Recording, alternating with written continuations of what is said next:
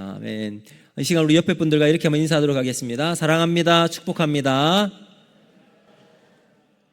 네, 오늘 본문 말씀을 중심으로 그림자까지 소중한 사람, 이런 제목으로 말씀 전하도록 하겠습니다. 여러분, 증오범죄라고 아십니까? 증오범죄는 뭐냐면 소수 인종이나 특정 종교 아니면 소수 민족에 대해서 그냥 아무 이익이 없어 그냥 미워하는 거예요. 그냥 핍박하는 거예요. 이게 증오범죄라고 말합니다. 예를 들면 2차 대전을 일으켰던 나치, 독일의 나치주의입니다. 수백만 명의 유태인을 학살했잖아요. 이유가 없어요. 그냥 싫은 거예요. 저 사람들은 이 세상에 존재해서는 안 된다라고 해서 다 죽이려고 했습니다. 또 미국에 가면 지금은 많이 없지만 KKK라고 하는 백인 우월주의를 주장하는 사람들이 있습니다. 이 사람들이 보통 이제 살아갈 때는 좋아요 이렇게 해요. 그런데 이 집단에 탁 모이잖아요. 그럼 이 사람들은 하얀 꽃갈이 이렇게 씁니다. 눈만 이렇게 푹 해놓고 그거 꽃갈 뒤집어 쓰고 그리고 사람들 막 불지르고 괴롭히고 죽이고 이렇게 했던 집단들이 있는데 KKK 백인 우월주의 이 다 증오범죄입니다. 우리나라도 요즘 이 증오범죄가 많이 늘어나고 있는 것 같아요. 이유가 없어요. 뭐 은둔형 외톨이처럼 세상을 살아가다가 그냥 싫은 거예요. 세상이 나를 다 이유가 없고 싫고 살아가는 게 힘들고 그래서 그냥 밖에 나가서 아무나 죽이는 거예요. 얼마 전에 일어났던 뭐 그거 있잖아요. 일본도 그거 가지고 사람 막 칼로 이유가 없잖아요. 그냥 눈에 보이는 대로 한 거예요. 여러분, 이 무엇이 인간의 가치를 이렇게 폄하시켰을까요? 가치가 이렇게 떨어지게 만들었는가? 여러분, 이런 세상에 우리가 어떻게 살아갈 수 있을까요? 점점 시대는 더 악해져 가고 있을 텐데. 자, 여러분, 이런 상황을 보면서 오늘 본문을 보시면 당시 실세로 자리 잡고 있었던 사내들인 공회나 로마의 권력 앞에 있었던 작은 기독교 공동체 가운데 일어난 일을 우리에게 이야기하고 있습니다. 자, 그 가운데 중심되는 인물이 바로 베드로였습니다. 베드로는 유명 인사였어요. 물론 뭐 예수님의 제자였기도 했지만 이제 오순절 성령을 받고 난 다음 베드로를 통해 많은 역사가 일어나게 되었거든요. 그래서 오늘 말씀 보시면 병든 자들 막 데리고 와요. 베드로 앞에.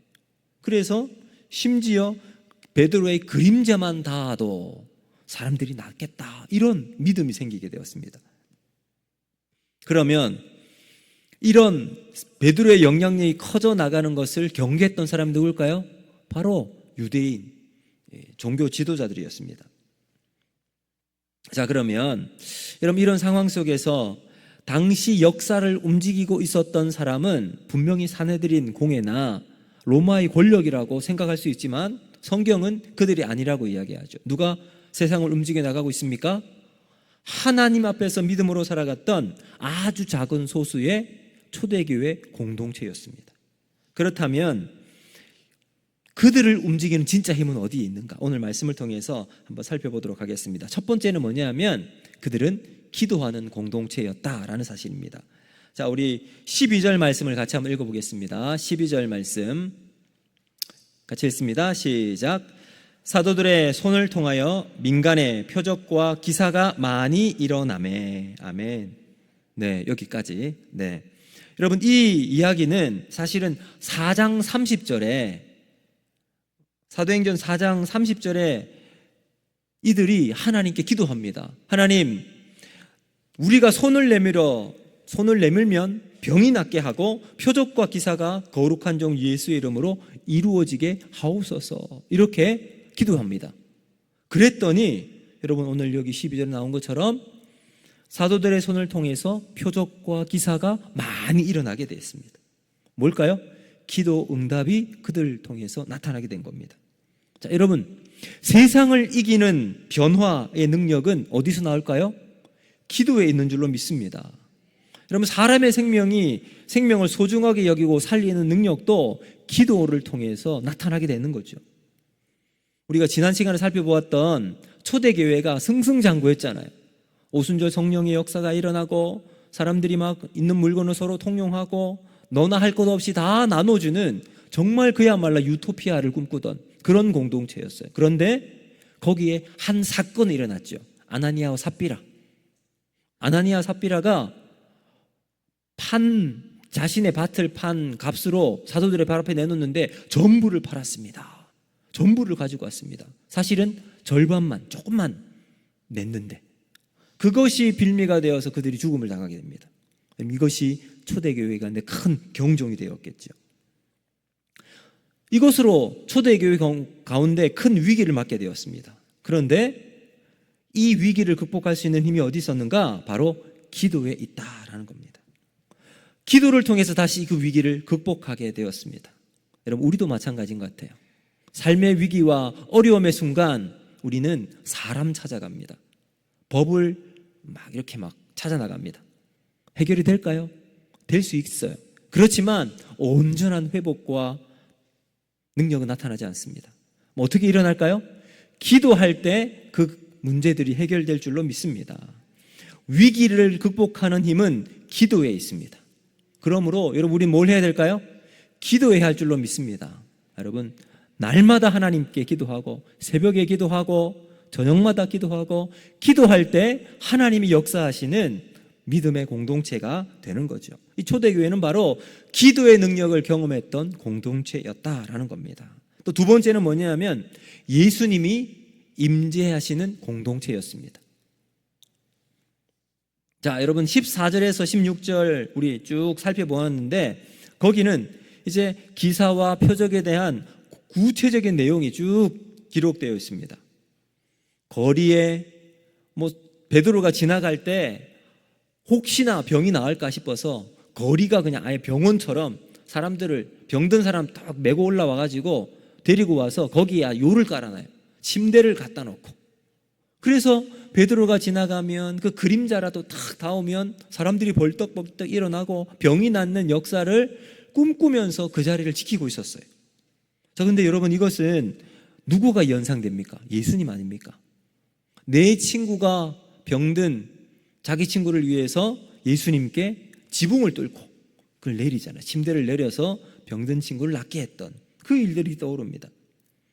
그리고 베드로가 그림자만 닿아도 낫겠다 이런 믿음 가지고 있었던 것은 이제 혈류병 걸린 여인이 예수님 뒤로 살짝 가서 옷자락만 만져도 내가 낫겠다, 그 믿음과 연관이 되는 거예요. 그리고 수많은 병자들, 귀신 들린 사람들이 고침을 받고 있습니다. 누가 하셨어요? 예수님이 하셨던 모습 그대로 베드로가 그 사역이 쭉 이어져 나가고 있습니다. 다 예수님과 관련된 일들의 사건들입니다. 자, 그런데 여러분 15절 말씀을 우리 같이 다시 한번 읽어볼까요? 15절 말씀 시작. 심지어 병든 사람을 메고 거리에 나가 침대와 요 위에 놓이고 베드로가 지날 때에 혹 그의 그림자라도 누구에게 덮일까 바라고. 아멘. 자, 여러분, 여기에 덮이다라는 말은요, 헬라어로 에피스키아조라는 단어입니다. 에피스키아조. 이것은 원래 뜻은 뭐냐 하면 하나님의 영광이 그 모든 자리를 덮다라고 할 때, 하나님 임재를 얘기할 때 사용하던 단어예요. 그러니까 지금 베드로가 지나갈 때 그 그림자라도 덮일까, 이건 하나님의 임재를 생각하면서 쓴 단어입니다. 여러분, 이 하나님의 임재 에피스키아조는 누가복음에 2번 사용되는데 누가복음 1장 35절에 나와요. 이 때는 언제냐면 마리아에게 수태고지를 했을 때 천사가 나타나서 딱 이야기를 하잖아요. 그때 어떻게 이야기하냐면 이렇게 말합니다. 이르되 성령이 내게 임하시고 지극히 높으신 이의 능력이 너를 덮으시리니. 이 마리아에게 성령이 너를 덮으시리니, 이게 바로 성령의 임재입니다. 또 그리고 누가복음 9장 34절에도 이렇게 말합니다. 이 말할 즈음에 구름이 와서 그들을 덮는지라. 구름 속에 들어갈 때에 그들이 무서워하더니. 자, 이건 언제 상황이냐면 변화산에 예수님 가시잖아요. 제자 셋 데리고. 근데 거기에서 모세와 엘리야를 만납니다. 그래서 황홀경에 빠졌던 이 제자들이 주여, 우리가 주를 위해서, 모세를 위해서, 엘리야를 위해서 초막셋을 지읍시다 라고 말했을 때예요. 이 말할 즈음에 구름이 와서 그들을 덮는지라. 하나님의 거룩한 임재를 이야기합니다. 자, 그와 같이 지금 베드로의 그림자가 덮이기를 사람들을 바라고 있다. 하나님의 임재를 이야기하고 있는 거죠. 자, 그리고 난 다음 여러분 13절 한번 보실까요? 13절도 같이 한번 읽어보겠습니다. 시작. 그 나머지는 감히 그들과 상종하는 사람이 없으나 백성이 칭송하더라. 자, 근데 여기에 그 나머지는 누굴까요? 그 나머지는 이제 뭐 학자들마다 조금 의견들이 다릅니다. 어떤 사람들은 이제 사도들을 적대하는 사람들일 수 있다. 이런 사람들이 있고요. 어떤 사람은 적대하진 않지만 기적을 보았지만 여전히 믿지 않는 자들이다.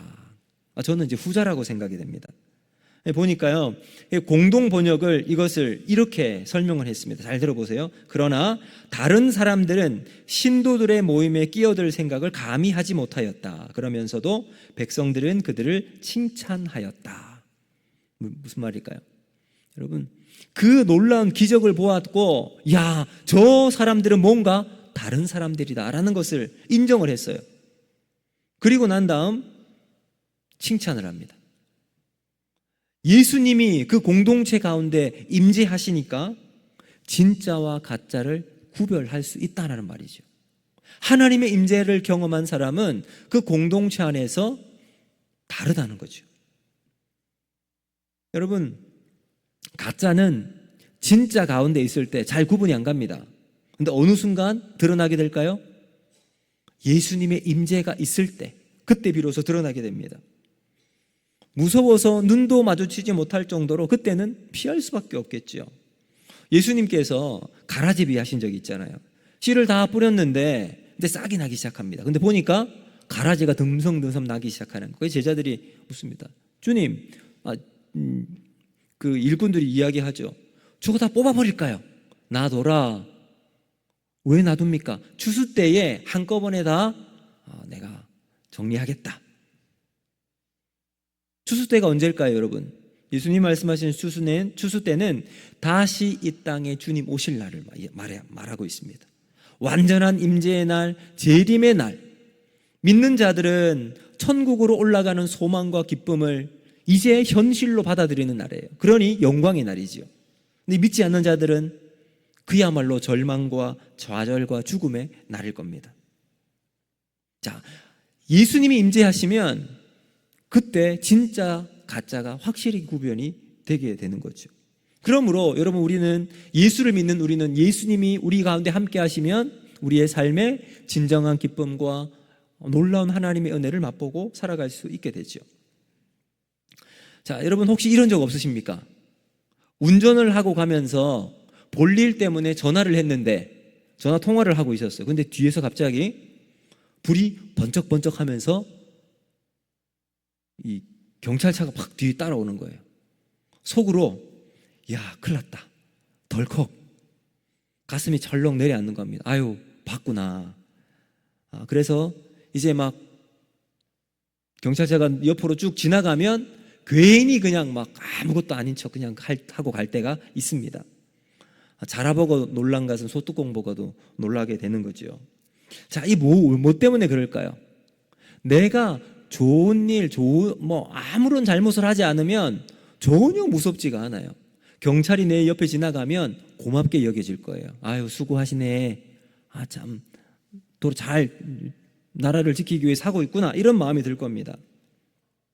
자, 여러분, 예수님의 임재의 핵심은 뭐냐 하면 거룩입니다. 우리가 하나님 앞에 거룩하게 살아가면 그 임재가 더 소망하게 되죠. 더 기뻐하며 간절히 원하게 됩니다. 그래서 예수님이 우리 가운데 임재하면 할수록 우리는 더 선하고 아름답고 좋은 것 꿈꾸며 살아갑니다. 거룩한 것을 소망하면서 살아가게 되는 거죠. 그런데 여러분, 우리가 거룩하지 않으면, 우리가 하나님의 임재 가운데 있으면 그땐 두려워요. 왜요? 내 죄가 드러나게 될까 봐 두려운 거죠. 그래서 다윗은 이렇게 고백합니다. 시편 51편 10절을 보면 하나님이여 내 속에 정직한 마음을 창조하시고 내 안에 정직한 영을 새롭게 하소서. 우리 안에 정직하고 올바른 그 마음을 허락해 주십시오. 그리스도인들은 아무리 사람들이 악한 길을 걸어간다 할지라도 그 안에서 믿음으로 바르고 정직하고 의로운 길을 걸어가야 할 줄로 믿습니다. 힘들더라도 정직하게 말하는 은혜가 있어야 합니다. 이거 하나님의 축복인 줄로 믿습니다. 그래서 거룩이라고 하는 반석 위에 우리의 믿음의 기초를 든든하게 세워서 하나님의 역사하시는 삶을 살아가는 저와 여러분이 되기를 주님의 이름으로 축복합니다. 자, 여러분 다시 한번 제가 그 누가복음 1장 35절 말씀을 한번 읽어드릴게요. 이렇게 이야기합니다. 천사가 대답하여 이르되 성령이 내게 임하시고 지극히 높으신 이의 능력이 너를 덮으시리니 이러므로 나실 바 거룩한 이는 하나님의 아들이라 일컬어지리라. 아멘. 여러분, 하나님의 거룩한 임재, 예수님이 우리 가운데 임재하실 때 우리는 거룩하고 복된 삶을 살아갈 수 있게 됩니다. 교회 가운데 하나님의 임재가 있으면 거짓이 드러나고 이런 모든 악한 생각들이 무너지게 될 줄로 믿습니다. 여러분, 그러한 능력이 우리 교회 가운데 나타나길 바랍니다. 우리나라는 전 세계에서 유일한 분단 국가잖아요. 그래서 남한과 북한으로 이렇게 나눠져 있습니다. 나눠져 있으면서도 종전이 아니잖아요. 휴전입니다. 휴전의 뜻은 어떤 의미예요? 전쟁이 일어나도 전혀 이상하지 않은 거예요. 다시 시작하는 거니까. 그런데 53년 휴전 이후에 전쟁이 일어나지 않으니 참 감사하지요. 이렇게 전쟁이 일어나지 않는 이유가 뭘까요? 두 나라 가운데 힘의 균형이 있기 때문이겠죠. 힘의 균형이 형성되어 있기 때문입니다. 그 중에 우리나라의 안전을 책임지는 중요한 요소 중에 하나가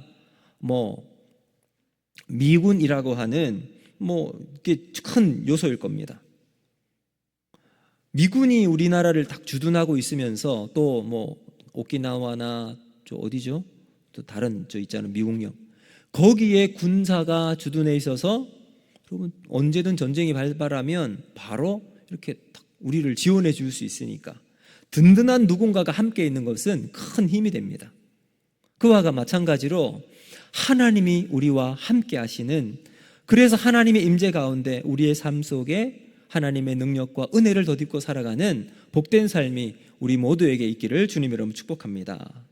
그리고 마지막 세 번째, 여러분 오늘 이 초대교회 공동체는 기대감을 주는 공동체라고 하는 사실입니다. 자, 여러분 오늘 우리가 12절부터 15절까지 쭉 보시면요, 어떤 단어들이 본문을 지배하고 있는가 한번 보세요. 한번 눈으로 한번 쭉 살펴보세요. 여기 보시면 모인다라는 말이 나와요. 사람들이 모입니다. 그리고 병든 자들이 베드로가 오기를, 그림자라도 닿기를 기대하는 마음이 있어요. 소망하는 마음이 있습니다. 자, 이것이 오늘 본문이 지배하고 있는 단어들입니다. 그래서 베드로가 지나갈 때 그 그림자라도 닿으면 혹시나 나을까봐, 이런 놀라운 사람들의 소망이 베드로를 통해서 드러나고 있습니다. 여러분, 이것 때문에 사내들인 공회원들이 두려운 거예요. 왜냐하면 일반 사람들의 기대가 베드로나 사도들이 지나가기만 해도 붙잡고 기도해달라, 안수해달라, 병 낫게 해달라, 문제들 해결해달라, 이런 이야기들이 점점 퍼져나가기 시작하니까 기득권을 가지고 있었던 이 종교 지도자들이 겁을 내기 시작하는 거예요. 야, 우리에게 주어져 우리가 가지고 있어야 할 이 권위가 계속 저쪽으로 넘어가는 것 같아요. 자, 이 말은 예수를 믿는 사람들의 상황들이 많아진다는 것을 의미하겠죠. 사람들은, 여러분, 이 종교 지도자들은 사람들을, 또 사도들을 두려워했어요. 그런데 일반 사람들은 어떻게 했습니까? 13절에 보면 백성들은 칭송하더라. 왜 그랬을까요? 하나님의 능력이 그 공동체 가운데 나타났기 때문입니다. 저 사람들은 달라. 예수 믿는 저 사람들은 뭔가 다른 점이 있어. 거짓이 허용되지 않고 그곳에 가면 모든 사람들이 물건을 통용하고 우리가 가지는 세상의 가치관을 뛰어넘는 무언가가 있는 곳이 바로 저 교회 사람들이다 라고 알고 있는 거죠. 여러분, 교회는 이러한 세상 사람들의 평가가 있어야 합니다. 남서울 은혜교회 원로 목사님이신 홍종길 목사님께서 한국교회 역사를 4단계로 분류를 한 적이 있습니다. 첫 번째는 초기 기독교가 들어왔던 시기부터 일제강점기까지, 1885년부터 일제강점기까지 사람들의 생각에 기독교는 이렇게 이야기합니다. 기독교인은 남들과 달라, 우리와 달라. 절대 그들이 하는 말은 믿을 수 있어 라는 믿음이 사람들 가운데 있었습니다. 그게 1단계예요. 두 번째, 해방 이후의 상황은 에이 설마 기독교인이 그런 짓을 했을까 봐, 아닐 거야, 이런 시대예요. 누군가가 교인이나 교회에 대해서 이야기를 할 때 아니다, 에이 설마 그럴까, 이런 이제 시대가 두 번째입니다. 세 번째는 60년대 70년대 산업화 시대를 건너면서 사람들의 인식 속에 교회는 점점 세속화에 물들고 가면서 이런 이야기를 합니다. 예수 믿는 놈이나 아닌 놈이나 똑같다. 시대가 이렇게 바뀌게 되었습니다. 그래서 저 사람들의 기대치가 점점 낮아져서 똑같은 위치로 떨어지게 됩니다. 그게 세 번째예요. 네 번째는 어떻게 되었을까요? 오늘날 현대에 와서는 예수 믿는 놈이 더해, 이렇게 변하게 됩니다. 자, 여러분, 우리는 어떨까요? 우리 크리스찬의 모습, 저와 여러분의 모습은 과연 우리가 살아가고 있는 가정과 세상 속에서 어떠한 모습으로 비치고 있습니까? 이렇게 된 이유가 뭘까요?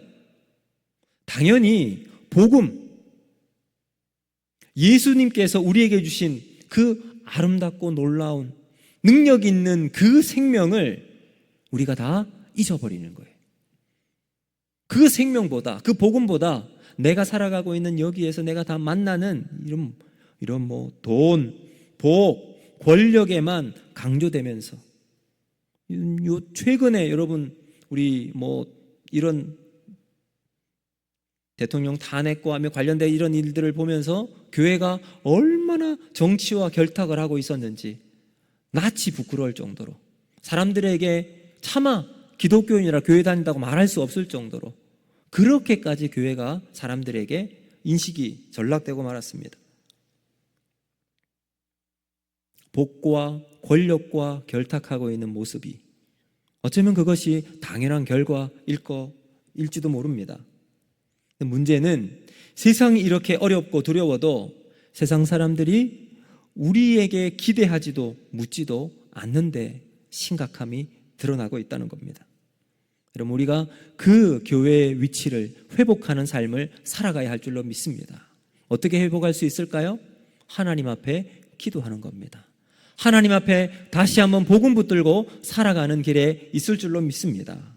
여러분, 그럴 때 하나님 우리를 다시 초대교회에 가지고 있었던, 우리 한국교회에 처음 복음이 들어왔던 그 참 고귀하고 아름다운 복음의 영향력을 우리가 펼쳐나갈 수 있게 될 겁니다. 여러분, 배너라는 영화를 다 보셨을 텐데 그 배너에서 처음 시작하면서 이제 아이리스 제독이 해전에서 타고 있던 배가 이 적 함대가 옆구리를 탁 치게 됩니다. 그래서 침몰하게 됩니다. 그래서 사령관도 물에 빠지고 배너도 물에 빠졌습니다. 이 사령관이 생각하니까 이제 이 전투는 졌구나. 그래서 자결을 하려고 하죠. 자살을 하려고 하는데 배너가 못하도록 말립니다. 그리고 난 다음 아군의 배가 와서 배를 구출받게 되는데 그 전투에서 승리한 것을 알게 됩니다. 그때 이 아이리스 제독이 배너를 돌아보면서 뭐라고 했냐면, 네가 믿는 하나님이 너를 구하기 위해 로마에 승리를 주셨구나. 이것이 제독이 배너를 보고 그렇게 말할 수 있었던 이유는 뭘까요? 평소에 그의 삶이 달랐기 때문이죠. 우리도 이 땅을 살아가면서 세상과 똑같은 방식으로 살아가는 게 아니라 양보하고 지기도 하고 때로는 어려움을 당하더라도 믿음으로 그 길을 걸어 나가는 거죠. 그럴 때 하나님이 우리에게 주신 거룩한 교회의 사명, 그리스도인으로 삶을 살아갈 수 있는 힘을 가지고 살아갈 수 있게 되는 거죠. 여러분 그렇게 삶을 살아가는 우리 모두가 되기를 주님 여러분 축복합니다. 이제 말씀을 맺도록 하겠습니다. 여러분 이 세상에 소망과 기대는 어디에 있을까요? 기술 발전, 정치, 여러분 새롭게 대통령이 바뀐 이런 정치의 변화, 이게 세상에 또 우리를 새롭게 기대하게 만드는 것일까요? 저는 그렇지 않다고 생각합니다. 교회가 여전히 이 세상의 마지막 남은 소망이요 기대인 줄로 믿습니다. 그러면 그 소망을 회복하기 위해선 우리는 어떻게 살아가야 할까요? 주 예수를 믿으라. 그리하면 너와 내 집이 구원을 얻으리라. 이것이 우리의 답이 되어야 할 줄로 믿습니다. 이것은 우리밖에 내놓지 못할 답입니다. 이 답을 우리가 갖고 있고 이 답을 이제 세상에 보여줘야 합니다. 여러분, 우리를 통해 세상에 예수의 복음을 증거하는 삶을 살아갈 수 있기를 바랍니다. 그래서 우리를 통해서 어떻게 복음으로 참 교회 다니는 그런 삶을 살아갈 수 있군요. 이 소리를 우리를 통해 증거해 나가는 복된 교회와 우리 성도들 될 수 있기를 주님으로 축복합니다. 여러분, 베드로를 한번 보세요. 그림자까지도 아름다웠던 모습이에요.